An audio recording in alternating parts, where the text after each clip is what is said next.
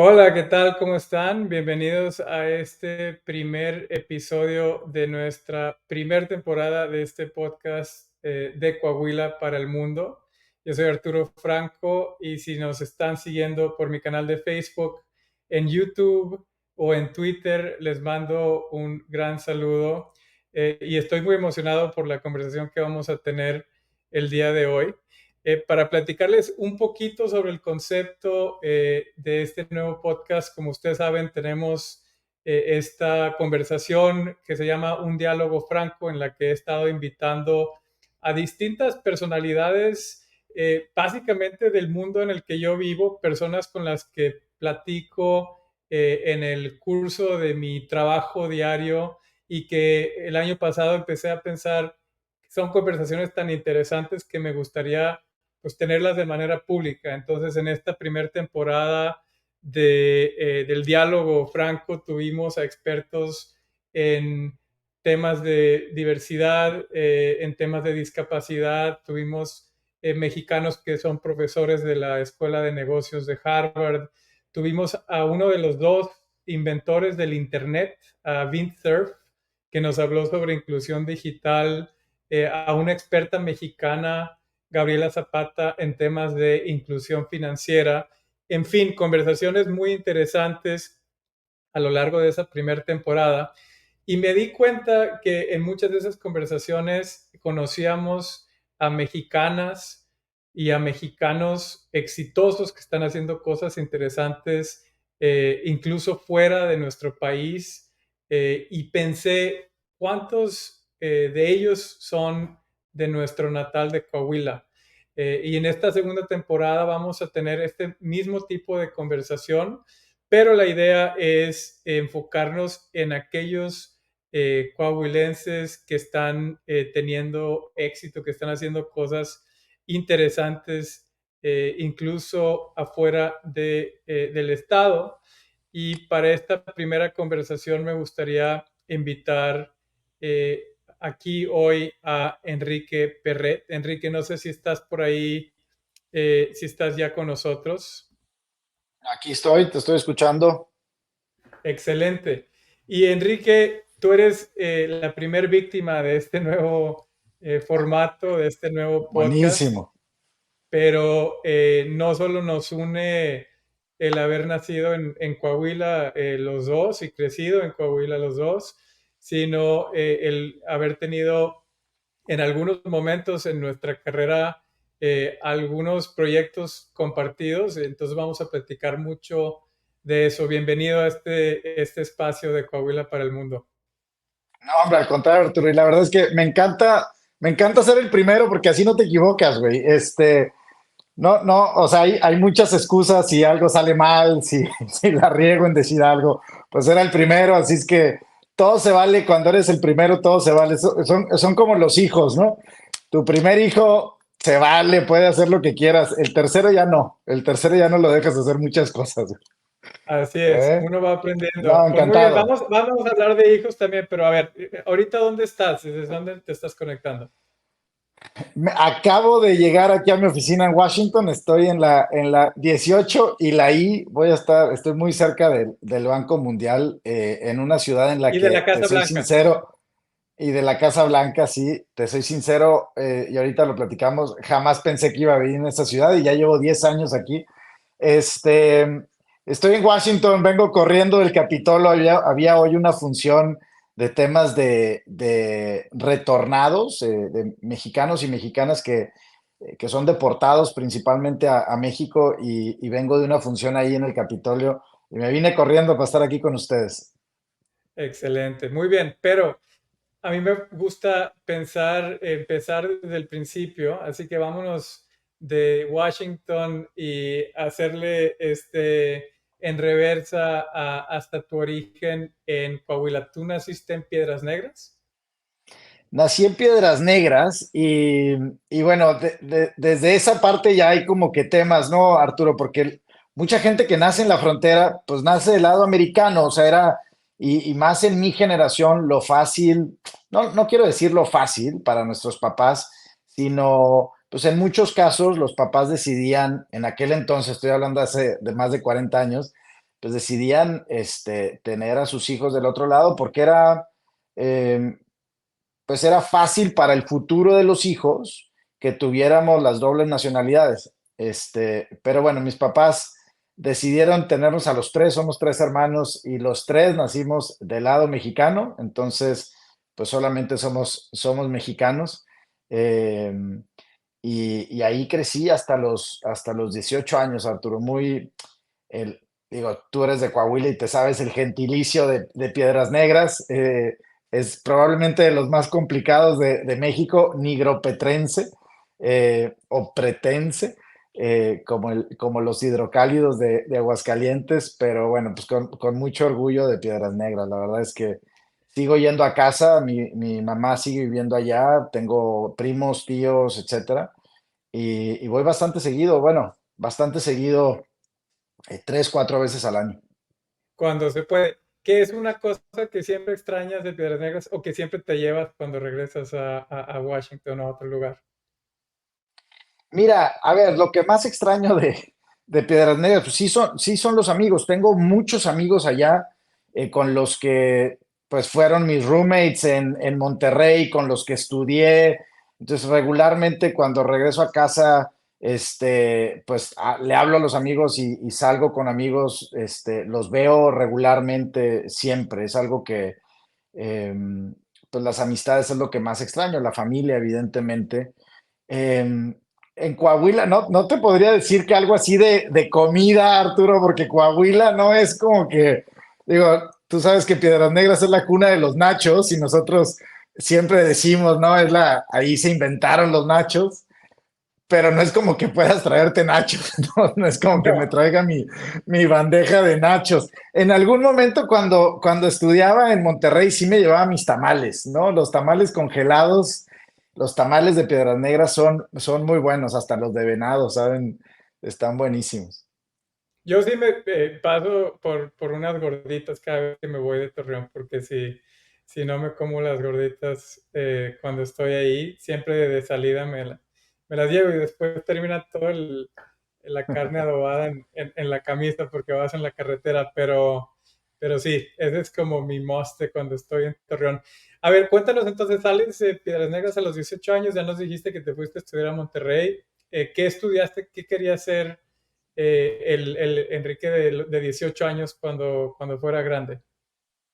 Mira, y me regreso un poquito y me detengo ahí en Piedras Negras porque son cosas que, digo, y afortunadamente tenemos esta posibilidad de repente tener estas conversaciones y hacer una reflexión de dónde venimos, de algunas cosas. La otra vez estaba platicando con alguien yo soy el tercero de tres hijos. Mis hermanos, uno me lleva 7 años, el otro me lleva 5 años. Y por ejemplo, pues en Piedras Negras había un par de escuelas privadas y pues las escuelas públicas. A mis hermanos todavía les tocó ir a las escuelas públicas, a la secundaria técnica, ¿no? De la ciudad.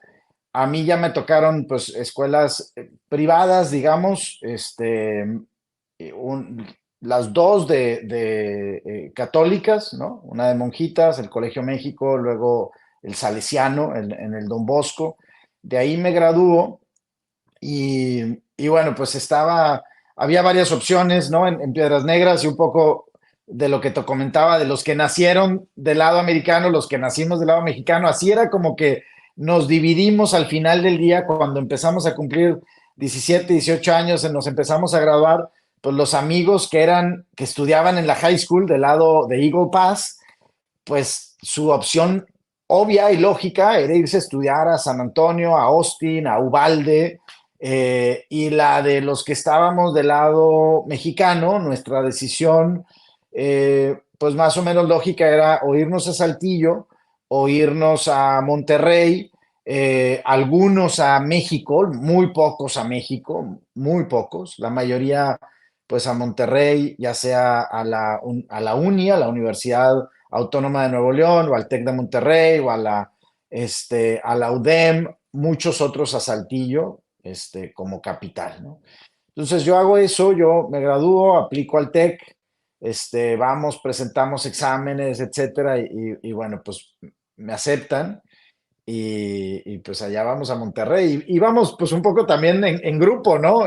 Íbamos muchos amigos que nos habíamos graduado de algunos de la misma escuela que yo, del Don Bosco, algunos del Cumbres, y bueno, pues íbamos ahí en grupo y eso aligeraba un poco la carga de llegar pues a una ciudad que en comparación con Piedras Negras, pues Monterrey es una ciudad mucho más grande, eh, con muchos miedos, ¿no? Pues como sales, yo me acuerdo que probablemente, Arturo, mi primer avión realmente, o sea, el primer avión que tomé, pues fue a esa edad, a los 17, 18 años. Hoy, digo, mis hijos que tienen 5, 6, 7 años, pues han volado miles de veces, o cientos de veces, y son de las otras cosas que a veces no pensamos. Y bueno, llegué a Monterrey, la carrera del momento era comercio internacional, relaciones internacionales, eran las dos áreas del momento. Acabábamos de firmar el tratado en el 94, yo te estoy hablando del 97. Se acaba de firmar el tratado, México entró a la globalización, entró al mundo, Estados Unidos nos lo queríamos comer a pedazos, y bueno, pues era una decisión un poco, yo creo que muchos jóvenes a lo mejor tienen muy claro si quieren ser alguna profesión muy clara, ¿no? Quiere ser doctor, quiere ser arquitecto, quiere ser psicólogo, quiere ser... En mi caso yo quería saber algo de negocios, pero también me empezaba a gustar la vida pública, me empezaba a gustar la política pública y, y bueno, comercio internacional sonaba que podías estar en los dos mundos, ¿no? Era un tema de política pública internacional, pues yo había crecido en la frontera, al menos veía los trailers, los camiones cruzar con mercancía, pues en aquel entonces le llamábamos maquiladoras, en aquel entonces maquiladoras muy básicas, ¿no? Hacían pantalones Levi's o Wrangler ahí en la frontera de Piedras Negras. Hoy se producen pues partes automotrices y partes de aviones, ¿no? Eh, entonces ese Sí, era un poquito el chip. creo que el TEC fue muy innovador en crear, porque había, como dices, relaciones internacionales, que es más para ser diplomático, ¿no? Es Correcto. más y después había administración de empresas. Entonces, digo, eso tenía, digamos, una parte también de si querías pensar en la internacionalización de tu empresa, también lo podías hacer. Y había otras carreras afines, mercadotecnia, no sé, economía, y crearon esta carrera muy especializada en el momento que, como bien dices, vivimos tú y yo en nuestra adolescencia, que es se firma este tratado histórico con Estados Unidos y Canadá en el 94, entra en vigencia en el 95, o sea, no fue como que todo cambió inmediatamente, ¿no? Empezaron a abrirse sectores poco a poquito, pero sí se sentía una especie como de energía de que venía una oportunidad muy grande. Y ahorita te quiero preguntar más adelante, ¿qué tanto crees que ese momento se parece a la energía, a la emoción, digamos, que en Coahuila y en otros estados fronterizos se siente hoy con el tema del nearshoring, ¿no? Que parece Sí. ser una de esas oportunidades. Pero entonces empiezas a pensar en el aspecto internacional, terminas tu carrera y te enfocas, haces una maestría en temas ya más públicos. O sea, supongo que tomaste la decisión que te gustaba más el tema público que el tema privado. Sí, sí, yo durante la carrera pues fui llenando o digamos que tenía cada vez más cosquillitas del sector público. Yo creo que pues muchos las tenemos, Arturo. Estoy seguro que tú también en su momento, ser funcionario público, a lo mejor incluso competir por algún cargo de elección, pues soñamos a lo mejor con ser secretarios algún día, embajadores, etcétera. Creo que todos a los que nos gusta el sector público, pues soñamos con eso en nuestra carrera. Yo tuve la fortuna, hoy viéndolo hacia atrás, digo, tuve la fortuna, en ese momento a lo mejor no lo decía así, pero tuve la fortuna de trabajar toda mi carrera, ¿no? Desde que llegué a Monterrey, mis hermanos que eran mayores que yo me consiguieron una chamba con sus amigos y mi primera chamba fue, de hecho, una empresa que se llamaba Proa, que era básicamente un broker de contenedores marítimos. Y bueno, pues yo era ahí digo, ahí metía datos a una computadora, te estoy hablando del 98, 99. Y luego, y así tuve varios, trabajé en gorditas, ahorita que mencionaste gorditas, trabajé en gorditas Doña Tota, que tenía los headquarters de esa región, estaban en Monterrey, y también me dieron chamba ahí, les hice un estudio de mercado contra otras marcas similares, era cuando estaban creciendo, todavía no se vendían obviamente a FEMSA. Y luego trabajé para Cemex, o sea, en los últimos 2 años de mi carrera ya fue un poco más, digamos, un trabajo mucho más formal y trabajaba para Cemex, para el área tecnológica de Cemex, es una empresa, hoy una empresa que se llama Neoris, fue un spin-off que hizo Cemex después de varias adquisiciones que Cemex fue haciendo, su área de tecnología, de software, de CRMs, etcétera, incluso hizo el spin-off y le empezó a dar servicios a otras empresas. Y me tocó trabajar para Neoris los últimos 2 años de la carrera.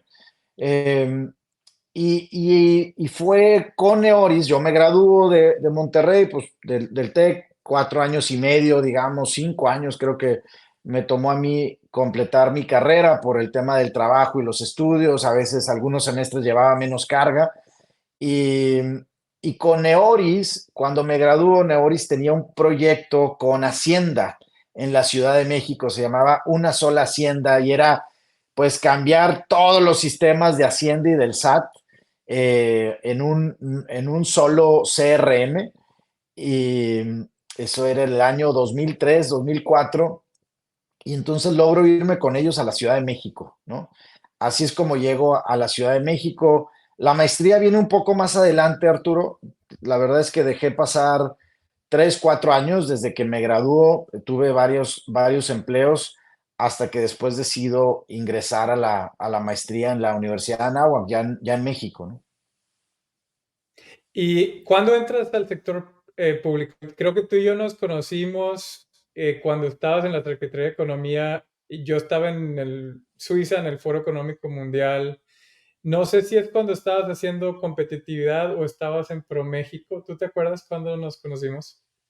Sí, yo Fue hace empiezo en años. ProMéxico, en el sector Ya. público yo empiezo en ProMéxico, a ver, son de estas historias he sido muy afortunado, Arturo, de estar en el lugar indicado, en el momento indicado, en el que alguien te dice, oye, hay esta oportunidad, A ver, este, perdón. y Hay una frase que me encanta sobre la suerte, que es la suerte existe, pero te tiene que encontrar trabajando.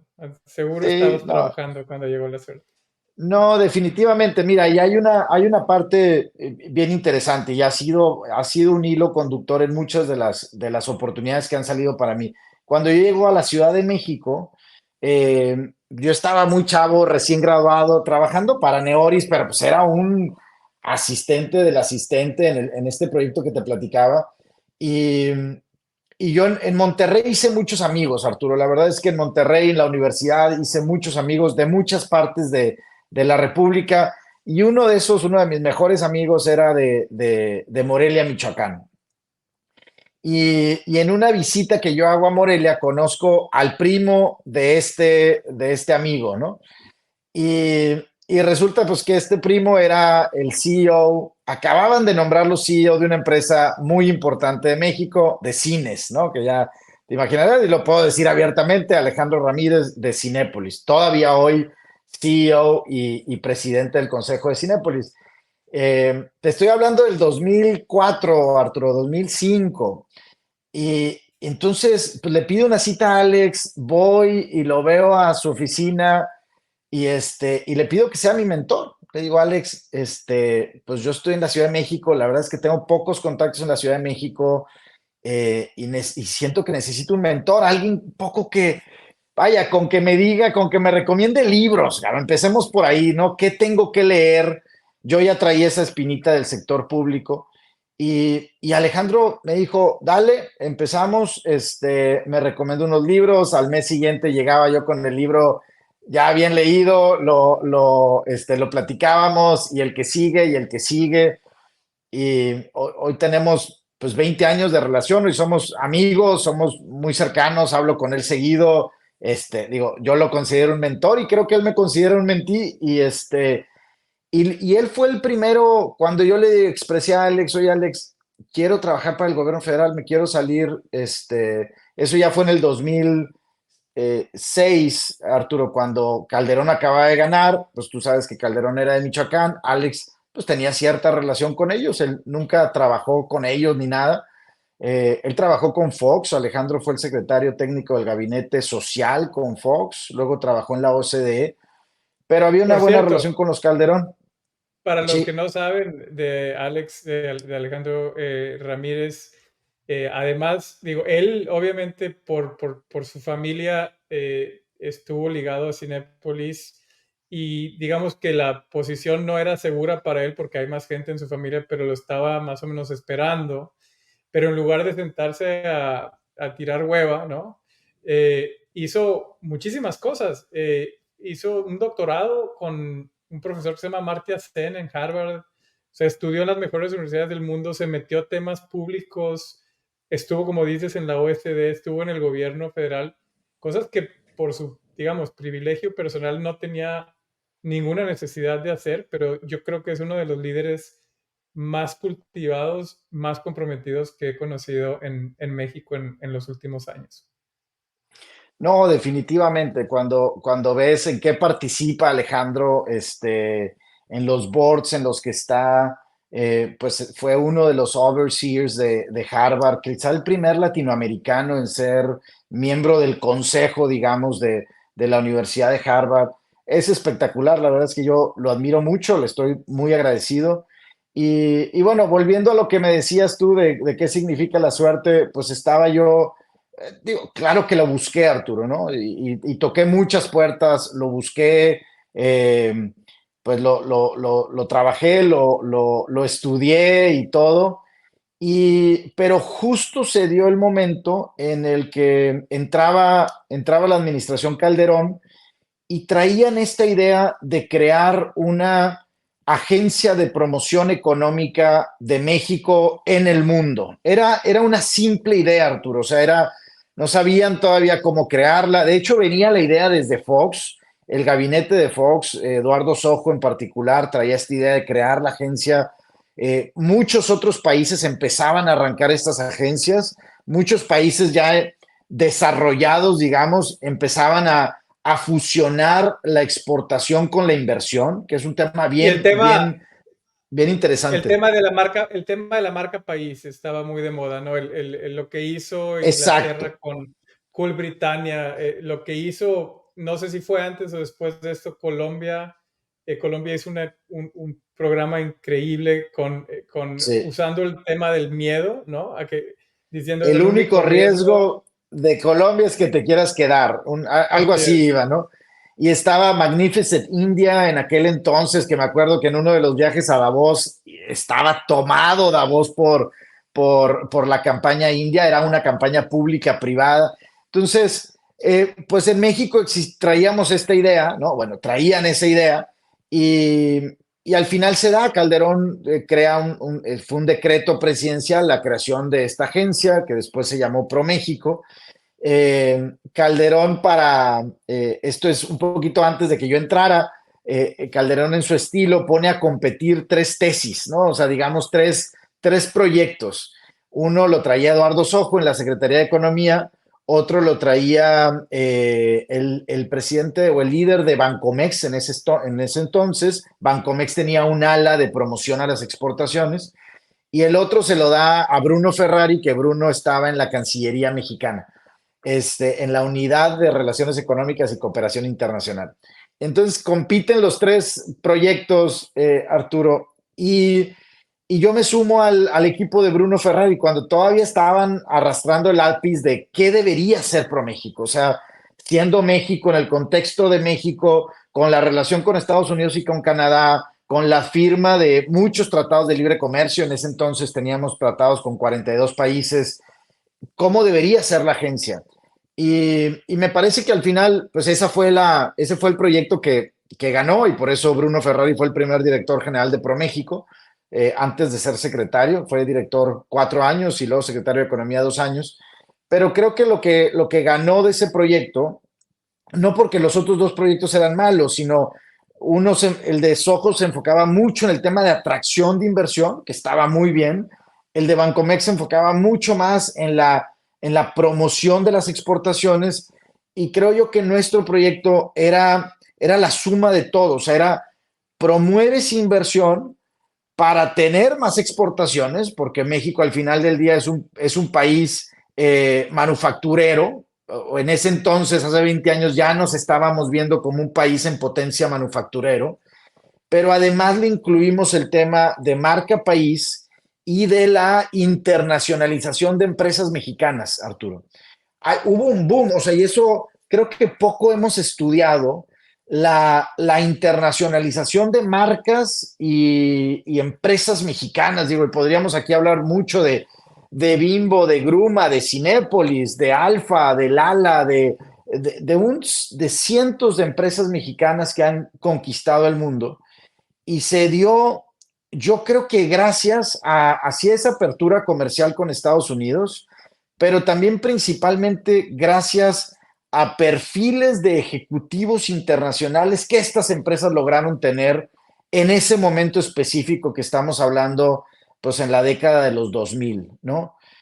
Si no hubieras tenido estos ejecutivos capacitados, así como tú estabas en Suiza, pues Alejandro se había capacitado acá en Estados Unidos, y todo el equipo de Daniel Servitje en Bimbo y el equipo de Lalo Tricio en Lala y los equipos de Gruma, pues era gente internacional, era gente que había estado en M&A, gente que había trabajado en Nueva York, gente que estaba lista para conquistar el mundo. Y esa era la tesis de ProMéxico. Entonces, mi primer chamba, pues fue en el sector público, fue ProMéxico. Yo fui el secretario particular de Bruno Ferrari, ahí nos conocimos, Arturo. Me tocó desde esa oficina el primer Foro Económico Mundial de Latinoamérica en Cancún en el 2008, y creo que tú ya estabas en el 2008 en el Y equipo de fíjate que Latinoamérica del foro. venía entrando al foro en ese evento y venía directamente de 3, 4 años en Cemex y me tocó, yo creo que digamos, el punto más alto del imperio Cemex. Acababan Sí. de comprar RMC y Rinker. Y Rinker. Creo que estaban en el segundo lugar en la industria en términos de market cap. Era una empresa grandísima. Obviamente a muchas de las empresas mexicanas pues les afectó de manera desproporcionada la crisis del 2008 por temas de deuda en diferentes denominaciones, etcétera, ¿no? Pero sí fue una etapa, o sea, nos tocó de chiquitos el NAFTA y todo lo que eso significó en términos de oportunidades personales para nuestra generación. Y después nos tocó esta etapa del México global. ¿Cuál era la campaña? ¿Cómo terminó el tema de marca país para México? Mira, al final ¿Cómo del día la promocionaban a México? marca país de México era la suma de lo que hacía ProMéxico junto con el Consejo de Promoción Turística, la parte turística del país, que hoy también esa agencia, digamos, desapareció. Esa agencia tenía mucho más recursos, Arturo, porque partía del impuesto al turista. Había una ley que el turista, al llegar a México, cualquier visitante a México, pagas un impuesto, y parte de ese impuesto, por ley, se iba al CPTM, creo que hoy se va al Tren Maya. Eh, y, y, bueno, entonces había recursos. eh, Hubo una campaña que era Más Mundo en México y más México en el Mundo. Esa fue una de las campañas. Luego había diferentes campañas para mercados, y había pues campañas mucho más turísticas, mucho más de viajero turístico y había otras campañas. La verdad es que no recuerdo alguna frase, algún lema que hayamos utilizado, digo, fuera de de más México en el mundo y más mundo en México. Y creo que era una frase que hoy seguimos usando en mucho de lo que hacemos. Eh, En el último sexenio, no sé si lo has sentido así, y vamos, si quieres, entrando a los temas en los que estás trabajando ahora y sobre todo vamos a terminar en la relación bilateral con Estados Unidos, pero en este contexto, digamos, más global en el que los dos estábamos trabajando hace más o menos una década, eh, desde entonces parece que México ha perdido su lugar en el mundo y sobre todo en esta última administración parece que México está brillando por su ausencia. No hemos visto al presidente López Obrador viajar a ninguna de las cumbres en las que México puede participar, ni el G20 ni el de las Naciones Unidas la semana pasada en Nueva York, ni ninguna otra, excepto algunos viajes a América Latina. ¿Tú crees que ese es digamos, cuáles crees que son las consecuencias de esta política exterior en la que México se ha echado un poquito para atrás?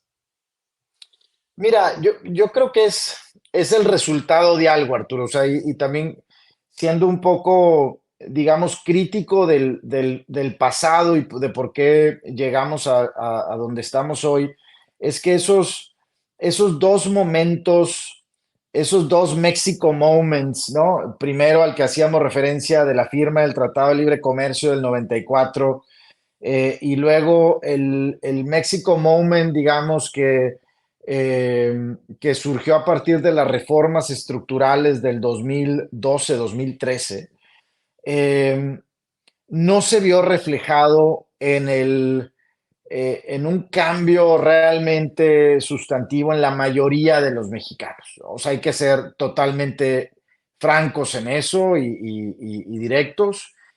Claro que hubo un crecimiento. Tú hablas mucho de productividad. Hubo un crecimiento económico en el país. Hubo muy poco crecimiento en la productividad del país. Obviamente se abrieron muchas brechas por eso mismo.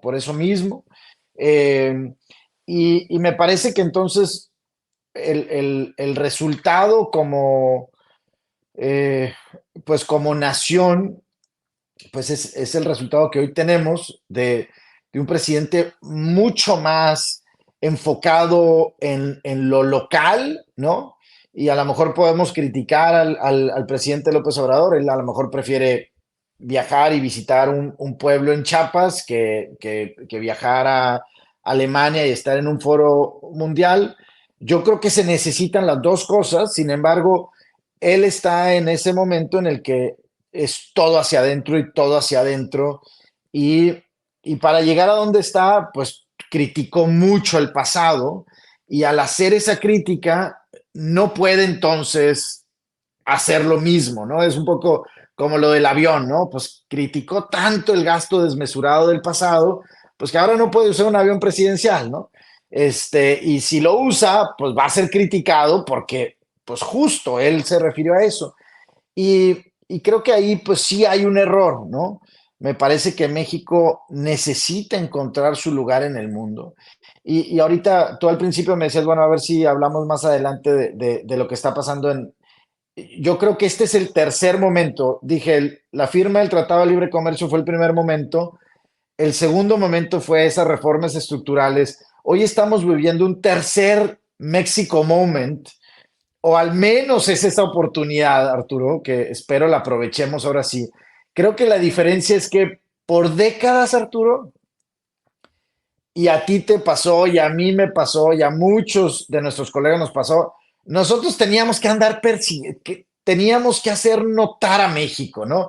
En el BRICS, por ejemplo, en este acrónimo que creó Jim O'Neill creo que era de Goldman Sachs, México no logró entrar. Nos hubiera encantado estar en los BRICS en los 2000, ¿no?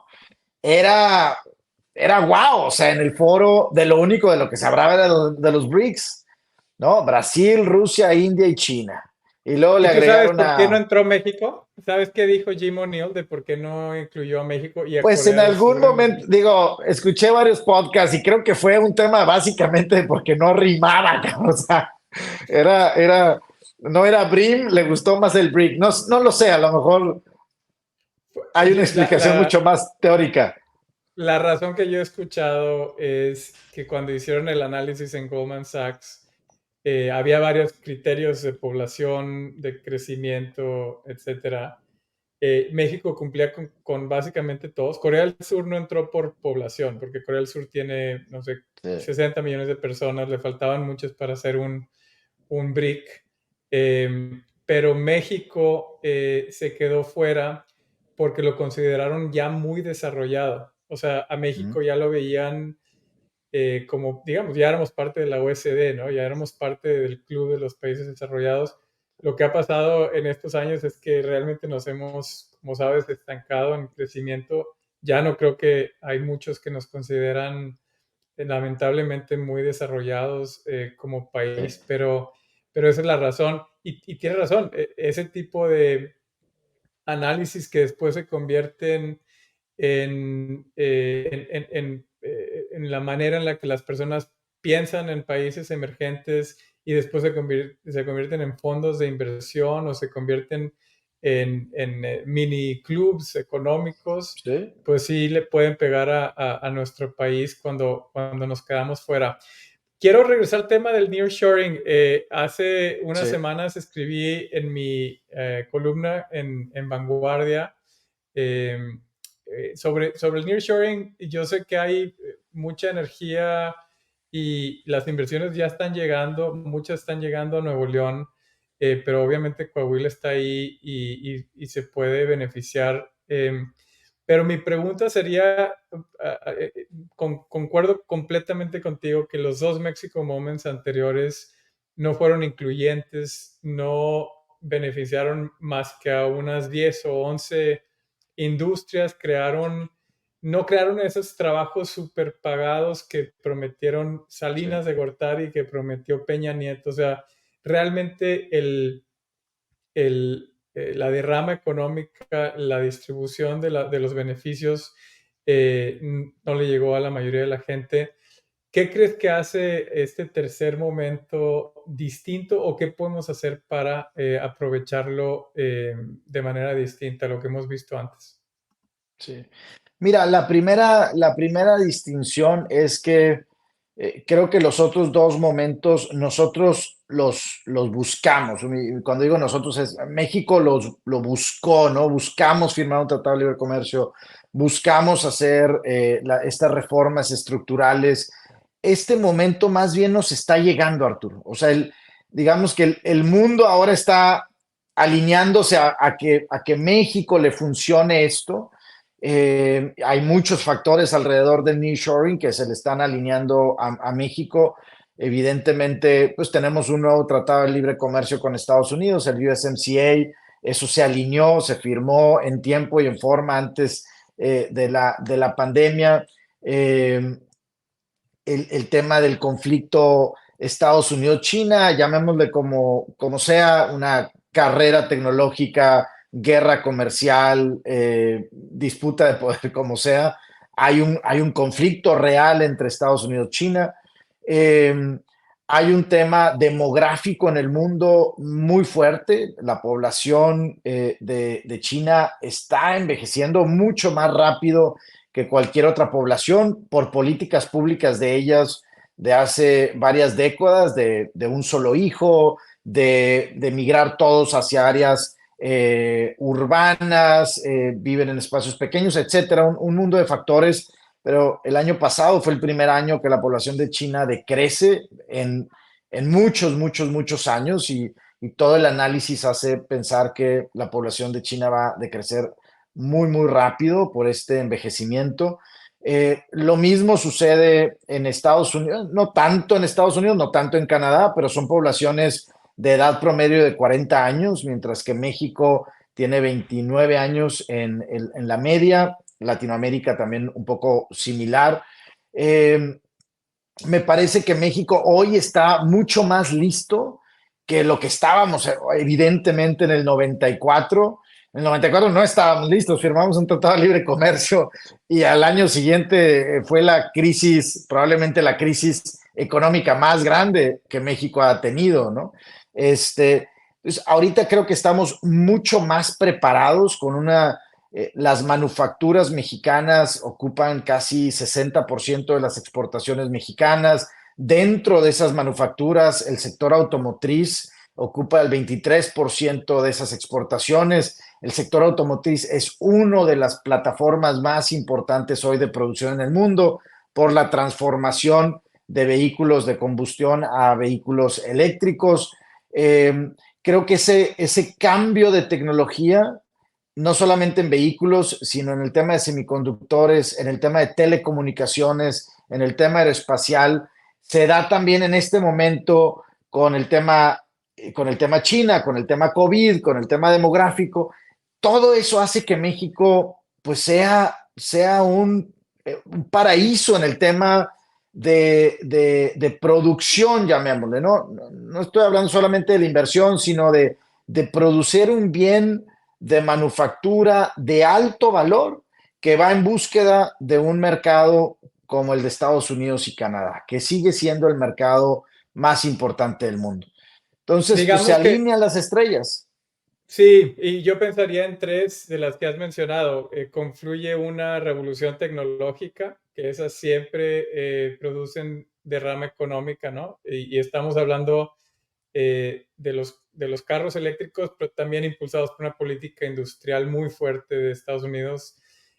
Un mercado muy fuerte interno en Estados Unidos. No hemos visto una recesión como se Correcto. esperaba después de la pandemia. O sea, estamos viendo un crecimiento fuertísimo en los Estados Unidos y como tú bien dices, esta necesidad de los países de acercar sus cadenas productivas, ya sea por temas geopolíticos como digamos, nueva guerra fría entre Estados Sí, Unidos y China, o por temas de demanda, ¿no? De que el consumidor quiere tener los productos rápido y las cadenas productivas se están haciendo menos frágiles. Entonces, es una tormenta perfecta, positiva para sí, sí. México. Eh, Te haría una pregunta sobre tu trabajo en la US Mexico Foundation. Estás más enfocado en esa relación bilateral. Eh, Cuéntanos un poquito cómo ves el 2024. Y no quiero que me des una predicción, pero es un año importante. Hay elección presidencial en los dos países al mismo tiempo. Sí. ¿En qué estás enfocado ahorita en la fundación? Mira, la US Mexico Foundation sí es una institución bilateral, aunque hoy trabajamos mucho también con Canadá en muchas cosas, porque yo creo que el bloque de Norteamérica, Arturo, va a ser cada vez más importante, ¿no? La relación México, Estados Unidos y Canadá como bloque va a ser cada vez más importante y bajo el contexto que ya hablamos y que tú también mencionaste. Eh, de lo que hacemos nosotros, 60% tiene que ver con temas comerciales, económicos. Creemos que para tener una mayor integración entre México y Estados Unidos, la parte económica es uno de los factores que más exponencian la integración, ¿no?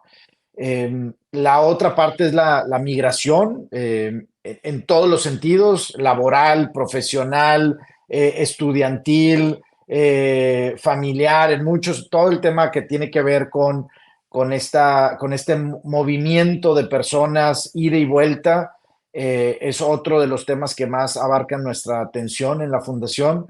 Hay un tema de seguridad también lo cubrimos a través de expertos, etcétera.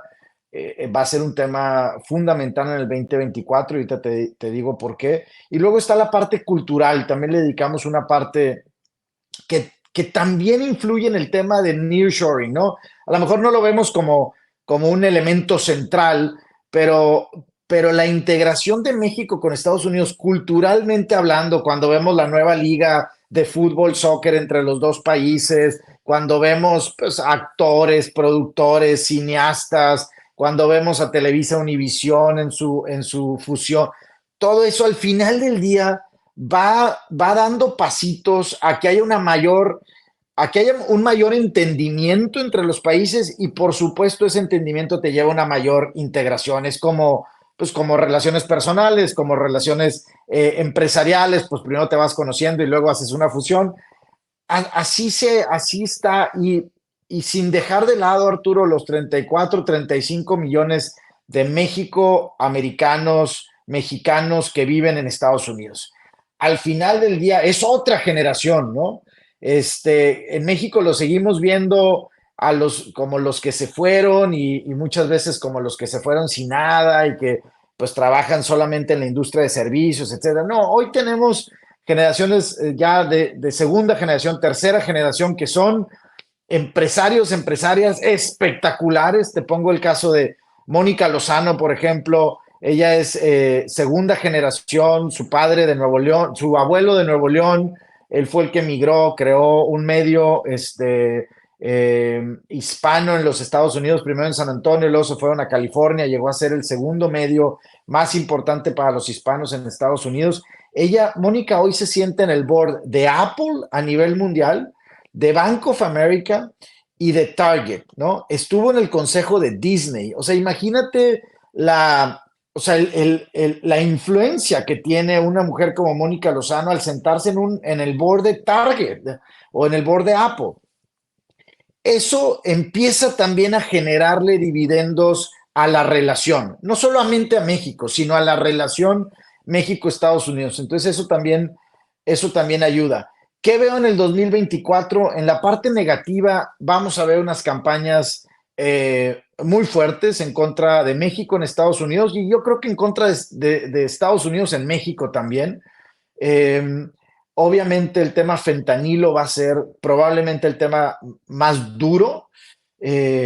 ¿Por qué es un tema duro? Cuando tú hablas con una mamá en los Estados Unidos que perdió a su hijo de 19 años porque se tomó una pastilla incorrecta o porque era atleta y tomaba pastillas para no sufrir dolores por el esa, esa mujer, esa mamá, eh, está buscando una respuesta.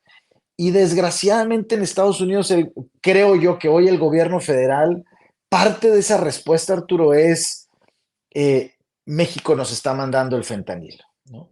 Nos están inundando de fentanilo. Los cárteles nos están mandando el fentanilo, lo cual es cierto, ¿no? Sí se está enviando el fentanilo de México a Estados Unidos, con muchas otras razones, vienen precursores de China, y obviamente en Estados Unidos existe el mercado, si no, no existiera el producto, de lo cual tenemos que hablar, y obviamente de Estados Unidos a México se están enviando las armas con las que los carteles operan, o gran porcentaje de ellas, de manera ilegal. No quiero decir que soy el gobierno o los ciudadanos americanos, es un sistema y ese sistema está podrido y se va a hablar mucho de eso y genera unas percepciones muy negativas. ¿Cuál es la parte positiva, Arturo? Que hoy tenemos instituciones muy fuertes entre México y Estados Unidos. Cuando digo instituciones me refiero al tratado, o me refiero al NatBank en San Antonio, o me refiero al tratado de aguas, o me refiero a la relación fronteriza que existe entre todos nuestros pueblos. Esa estructura institucional me parece que es súper sólida hoy y creo que va a aguantar esos golpes de una narrativa y una posible percepción negativa. Hay que pasar eso, hay que sortear eso y yo creo que la mejor forma de sortearlo es en el tema educativo y de talentos. Así tenemos que fomentar cada vez más desde la educación básica, en la educación superior, etcétera, esta relación tan profunda que tenemos México-Estados Unidos. Eh, Obviamente, mayor integración comercial, viene el Mundial 2026, es un gran momento para el bloque de Norteamérica.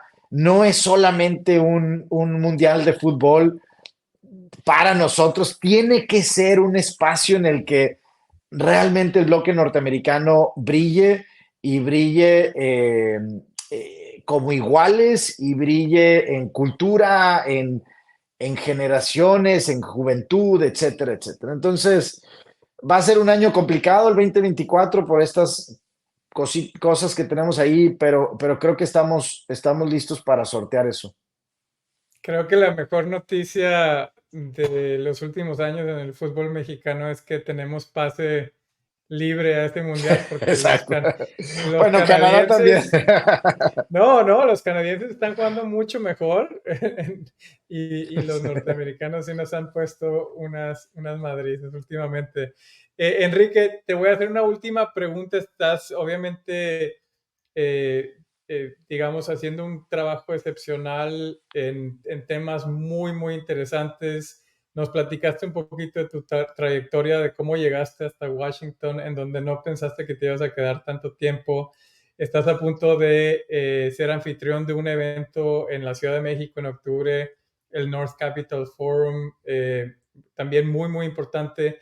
Cuando piensas en el Enrique de 18 años con el que empezamos, en Piedras Negras, si lo tuvieras enfrente hoy, ¿qué consejo le darías sobre cómo ver el futuro?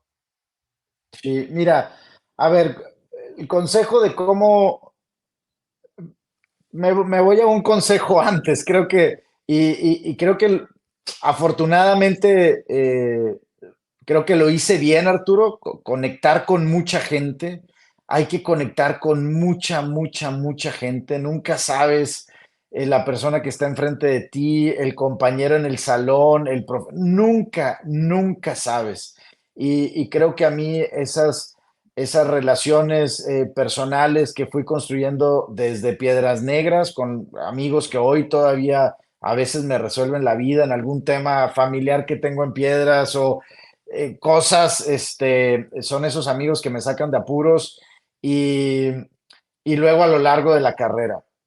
El tema de mentores es algo que siempre digo, yo, además de Alejandro, pues he tenido otros mentores, el propio Bruno Ferrari, que fue mi jefe, es un gran mentor para mí, después un embajador de Estados Unidos en México, Tony Garza Tejano, que también admiro y quiero mucho y es un tipo que también ha sido, de manera natural, se dio como que su mentoría, nunca se lo pedí, pero hoy él sabe que soy su mentí y él sabe que soy que es mi mentor.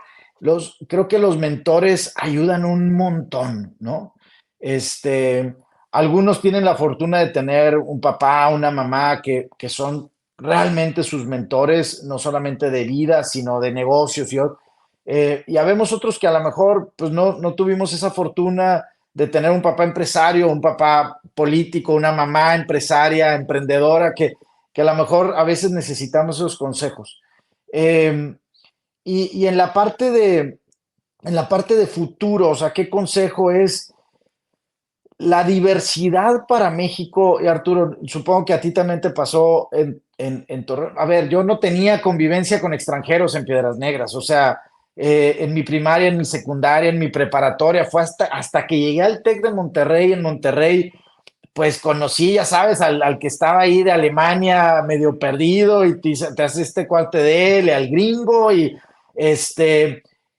creo que necesitamos empezar a buscar experiencias internacionales mucho más jóvenes. De verdad hay muchos canales, hay muchas becas, hay muchos programas, pero la parte internacional te cambia la vida. De verdad, a mí me la cambió hasta muy tarde, ¿no? Pero te cambia la vida una experiencia, aunque sea una semana, caray. Vete a Canadá, vete a Estados Unidos, vete a China, vete a donde sea. Eh, yo no tuve eso hasta más tarde. Creo que lo recomendaría mucho. Sí, La yo creo que diversidad es brutal. para mí también el conocer el mundo me cambió la perspectiva, me hizo mejor mexicano, aunque suene como una contradicción. Empiezas a ver a tu país no como es, sino como podría ser. Y creo que eso te da muchas ganas de regresar y tratar de aportar. Y bueno, ahora sabemos que un coahuilense se puede globalizar aprovechando los momentos mexicanos y te felicitamos de verdad por todo el trabajo que haces para mantener buenas relaciones y poner en alto el nombre de México en muchos lugares. Felicidades, Enrique. Muchas gracias por ser mi conejillo de Indias en esta primera conversación. No, hombre, al contrario, encantado. Pues invito a todos los que escuchen este podcast que a partir de, yo creo que en un par de semanas, Arturo, tendremos todos los paneles del Nord Capital Forum en línea para que los escuchen. Son más de 40 paneles y mesas redondas. Hablamos mucho de los temas que están acá. Y en el tema de Coahuila, yo creo que Coahuila es uno de los estados hoy quizá el más, incluso más que Nuevo León. Nuevo León, pues ahorita tiene un gobernador que apenas tiene un año en el cargo, tiene pues un gobernador joven, muy entusiasta, muy vocal, etcétera.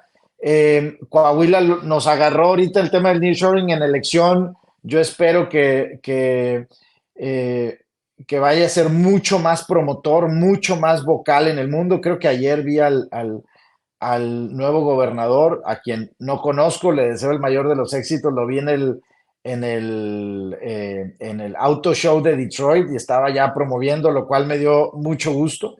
Creo que todavía no entra a la oficina, entrará la próxima semana, pero, pero Coahuila está ahí, o sea, tiene mucho más potencial Coahuila que Nuevo León. Dejen que Tesla se vaya a Nuevo León, pero que todas las autopartes estén en Así Ramos es. Arizpe y en Saltillo y en Acuña y en Piedras Negras. La Laguna tiene un potencial brutal.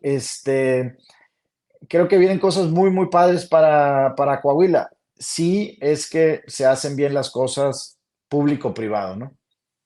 Excelente. Muy bien, pues con esta buena noticia para el Estado nos despedimos. Muchas gracias otra vez y nos vemos en la próxima. Gracias, Arturo. Gracias.